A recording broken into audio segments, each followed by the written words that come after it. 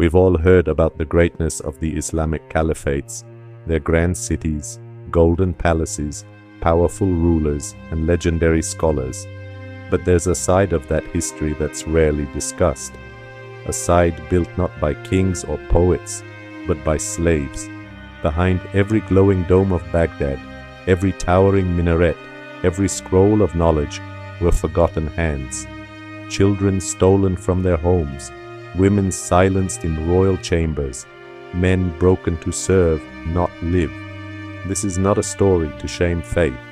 This is a story to honor truth, the truth of the voiceless, the ones who helped build empires but never got a name in the books. In this video, we uncover the most horrifying, yet real, acts committed against slaves during the Islamic Caliphates. You've heard the glory. Now hear the silence beneath it. The child who never became a man. Imagine this, a quiet village at dawn, children playing, mothers preparing bread, a sense of peace, and then chaos. Soldiers on horseback charge in, swords clashing, shouts echoing through the valley.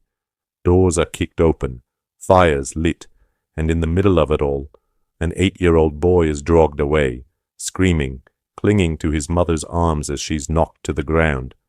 This wasn't just a story. This was the reality for thousands of boys during the height of the Islamic Caliphates. Their destination, not safety, not adoption, slavery, and not just any kind. Some were selected for a life so brutal, most didn't survive past their first year. They were to become eunuchs, slaves permanently altered to serve the empire's elite. The process? Unthinkable. These children were marched across deserts, barefoot and starved. Many died on the way, collapsing from heat or thirst. Those who made it to cities like Baghdad, Damascus, or Cairo were sold in slave markets, their names replaced with numbers, their fates sealed with coin. But their suffering had only just begun. The most valuable among them were taken to secret chambers, where they were held down by men, their limbs tied, and their mouths covered. With no anesthesia, no medicine, and no mercy, they were castrated.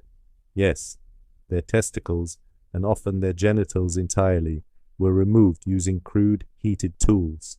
Some bled to death within minutes. Others died from infection days later. But if they lived, they were not free. They were sold for higher prices as eunuchs, now safe to serve inside royal harems, protect noble women, or act as trusted palace servants. Since they couldn't father children or build families, they were seen as less of a threat to royal power. But this trust came with a lifetime of silence. Imagine a boy who never got to grow into a man, who never knew love, who was praised for his obedience, but never given choice, who guarded kings, queens, and princesses, but was never allowed to speak of himself. Many of these eunuchs lived in wealth, but not freedom. They were dressed in silk, lived in marble halls, and carried golden trays, yet they had no family name, no lineage, no legacy. History remembers the kings they served, but not the pain they carried. One Arab historian wrote, "For every 100 boys castrated, perhaps 5 lived. The rest were lost to blood, fever, or grief. But no one mourned them. They weren't buried with honor. They weren't mentioned in prayers. They simply vanished into history's dark corners." This is not a tale of accusation. It's a tale of awareness. Yes, the Islamic Caliphates brought art, science, and architecture to the world. Yes, they inspired generations with poetry and mathematics, but they were also empires, and every empire has shadows. Those eunuch boys, voiceless, broken, erased, were the ones holding the golden plates and opening the royal doors. Their screams weren't heard back then, but maybe, today, they can be remembered. Slave markets, hidden in plain sight. When we imagine ancient Islamic cities like Baghdad, Damascus, or Cairo, we think of beautiful architecture, golden domes, and intellectual greatness. We think of poetry recited in courtyards, and knowledge traded like treasure. But just a few streets away from the libraries and lecture halls, there were markets, slave markets, and these weren't secret, shadowy places hidden in alleyways. They stood in public squares, open, legal, accepted. Slaves were displayed like merchandise, their physical features examined, their ages called out, their qualities exaggerated to attract buyers. There were price tags, there were auctions, and there were people watching silently, some out of curiosity, others out of routine. These markets were so common that entire neighborhoods were built around them. Men in long robes and turbans walked past children being sold. Merchants drank tea while a young girl wept behind a curtain, waiting for her turn. No one questioned it, because this was normal. Slavery wasn't just tolerated, it was a central part of the economy. From the heart of Africa to the cold mountains of Eastern Europe, people were captured, traded, and transported to meet the demands of these markets. Each race, each gender, each age had its category. African men were praised for their strength, used for labor or military. European women were often sold as domestic servants or concubines. Central Asian boys were trained as pages or soldiers. Young children were marketed as obedient and easy to shape. Some were sold 5, 6, even 10 times in their lives. Most never saw their families again. Their names were erased, their language forgotten. They were renamed by their masters, given numbers, titles, or even nicknames in foreign tongues. Many were branded, marked with hot irons to show ownership, not for punishment, but as proof of purchase. The buyers, not just rich rulers, even middle-class families owned slaves, sometimes just one, sometimes several. And the most tragic part? No one saw anything wrong with it. Religious scholars at the time wrote entire manuals on how to treat slaves, what to feed them, what to allow, and what not to. There were rules, yes, but rules don't make slavery humane. They only make it efficient. Inside these markets, some slaves were made to perform, sing, cook, recite poetry to increase their price. Others were kept silent, their bodies judged instead.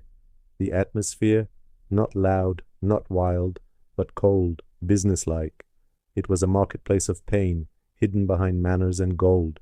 Historians today agree. The sophistication of these slave markets shows how deeply slavery was embedded in society, not as a flaw, but as a function. And that's what makes it even more chilling, because it wasn't done in hate, it was done in habit. People saw slavery not as evil, but as ordinary. That's what history warns us about. Not just cruelty, but normalized cruelty. Pain that becomes invisible because it is everywhere. As we walk through the golden cities of the past in our minds, let's not forget the footprints of those who walked there, but never freely. They carried the bricks, they cooked the food, they cleaned the palaces. They were the human foundation under the empire's marble floors. Their markets may be gone, but their silence still echoes. The lives they lived, silenced in luxury. Not all slaves lived in chains. Some walked through marble halls, wore fine linen, served food in golden bowls. But make no mistake, they were still slaves. Inside the palaces of the Islamic Caliphates, many slaves lived lives that, from the outside, looked almost royal. They had access to gardens, pools, libraries, and lavish rooms, but that beauty hid something far darker, a life without freedom, without choice, without voice. They were cooks, guards, musicians, personal attendants, even caretakers of the caliph's children.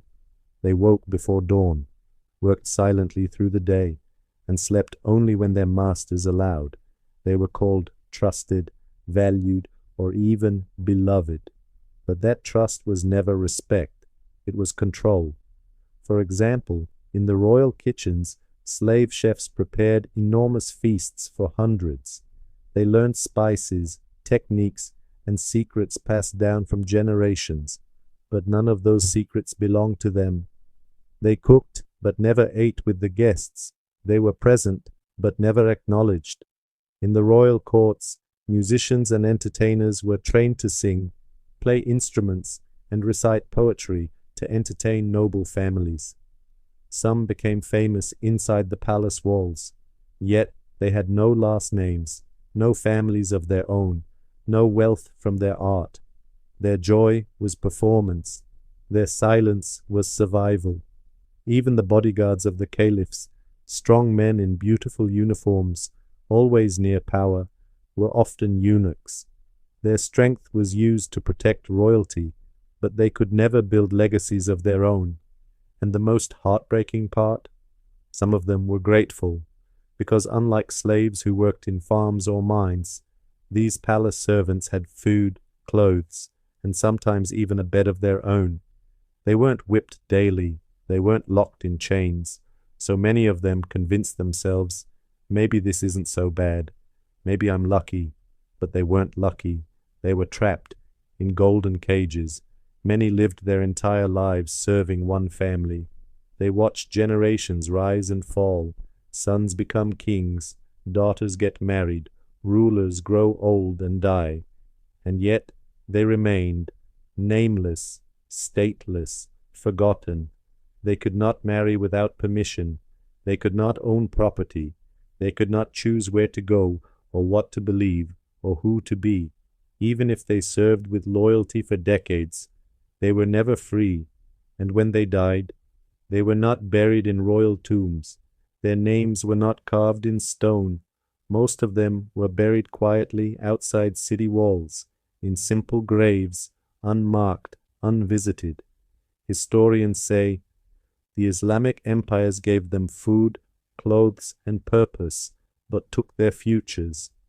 That's the tragedy. These people kept the palaces running, cleaned the marble floors, held the torches during ceremonies, rocked the cradles of royal babies, yet they were ghosts inside history's most beautiful buildings. If walls could speak, they'd tell stories of songs sung through tears, of food served by hands that never tasted it, of armor worn by men who never fought for themselves. Luxury without liberty is not a reward. It is a quiet kind of cruelty, the kind that doesn't leave scars on the skin, but on the soul. Today we remember them, not for the gold they held, but for the chains we couldn't see. Women and forgotten stories.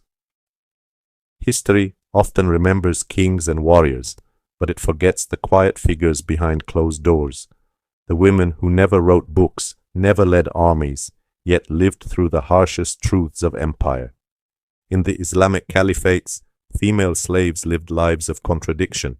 They were both invisible and constantly watched, silenced but surrounded by words, trapped, not always in chains, but in palaces. Many of these women were taken as young girls, captured during wars, raids, or bought from distant lands. They were brought into noble homes, palaces, and harems, not just as servants, but as possessions. Some worked in the kitchens, some cleaned halls, some nursed children they did not birth, and raised boys who would one day become their masters. They weren't allowed to speak freely, they weren't allowed to leave. Their thoughts, feelings, and even bodies were not their own, and while the world outside saw the palaces as places of beauty, luxury, and poetry, inside, many of these women lived lives of fear, routine, and isolation. One of the most hidden roles was that of the harem slave. The word harem today is misunderstood, often romanticized, but in reality, harems were tightly controlled, walled spaces where royal women and female slaves were kept. They were ruled by strict codes, and in many cases, those inside never saw the outside world again. Slave women in harems were expected to serve the royal women, entertain them, prepare their clothes, do their hair, and sometimes please the rulers when summoned. But none of it was choice. It was duty, enforced by fear.